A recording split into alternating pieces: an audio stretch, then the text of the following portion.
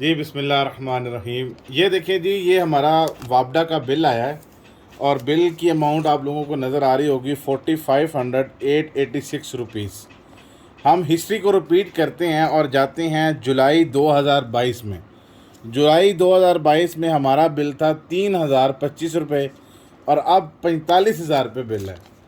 मेरी तमाम लोगों से अपील है कि अपने अपने घरों के बिल उठाकर इस तरह वीडियो बनाएं और वापडा और इस हकूमत के ख़िलाफ़ अपना एहतजाज रिकॉर्ड करवाएं।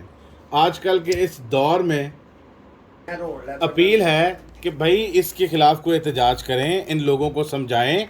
आप लोगों की बड़ी मेहरबानी होगी। आज के इस दौर में हम रोटी खाना पूरा करें या आप लोगों को ये 45,000 17,000 के बिलों को पूरा करें।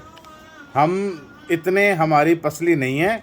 आप लोगों से गुजारिश है कि ऐसी चीज़ों को हाईलाइट करें और इस जो इस वक्त मौजूदा हुकूमत है, चाहे वो इम्पोर्टेड हुकूमत है, चाहे वो माफिया की हुकूमत है, जैसे भी ये लोग हैं, इनको इनकी असली शक्लें इनके सामने ला के रखें।